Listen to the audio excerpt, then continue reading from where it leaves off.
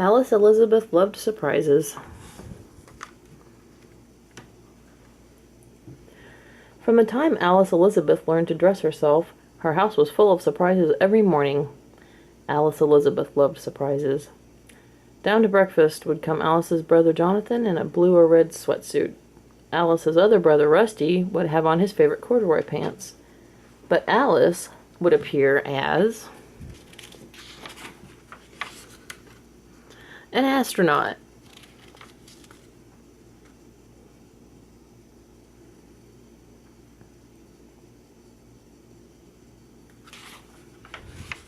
Or a woolly mammoth.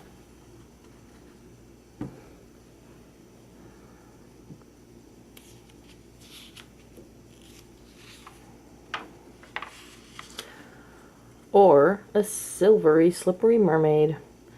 Mammoths and mermaids were fine if Alice was spending the whole day at home, but some days she might be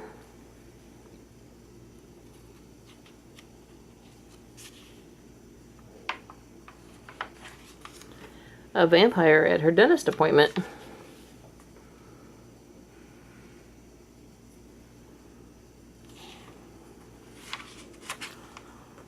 Or a mountain climber for ballet.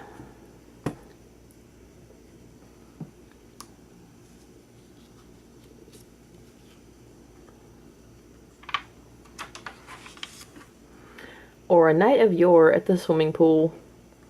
Finally, Alice's weary mother could take surprises no longer.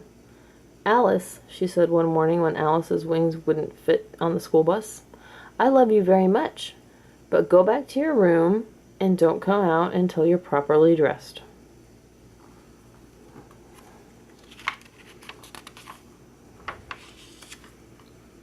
And to everyone's surprise, Alice Elizabeth didn't come out. Alice didn't come out of her room for 2 days. She might not have come out at all, but a cold, driving rain outside the windows made her shiver in her Tinkerbell tights. Her mother sighed and sent her back to change. Back in her room, Alice started to put on a sweater, but then she noticed a cardboard carton that was just perfect for armholes. All she needed now was a wire hanger and some dials.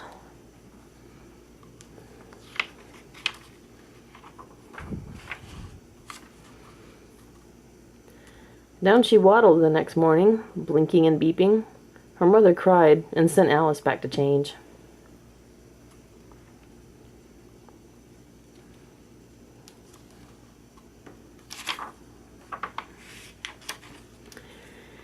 And so it went until November. Up and down and up went Alice every morning.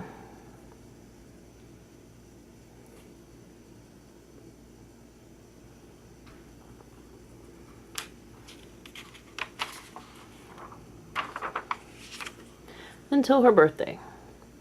On the morning of Alice's birthday, her mother slipped a note under the door.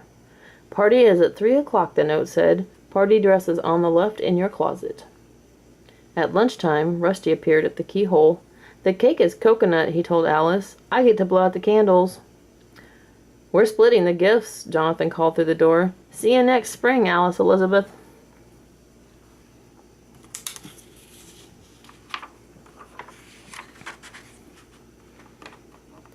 Alice ran straight for the closet.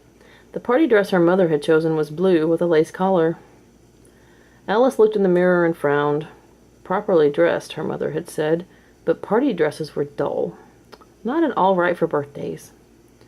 What was right for birthdays, Alice said to herself firmly, were surprises. Alice pulled out some peacock feathers, but stuffed them back in her sweater drawer. Too ordinary, she decided.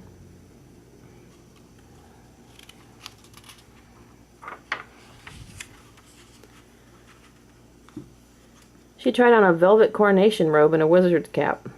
Boring, she told herself, putting the robe aside. Downstairs, the cousins arrived with presents. Alice's mother lit the birthday cake candles. Rusty puffed up his cheeks to blow them out. The clock struck 3.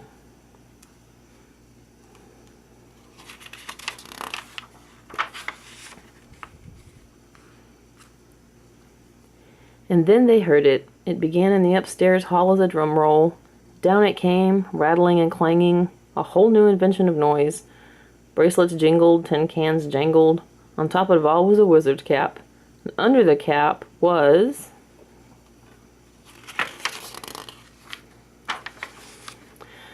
surprise!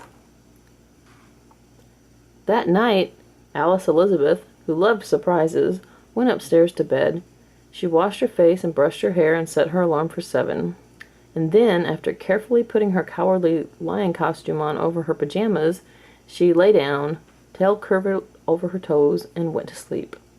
Of course, the next morning...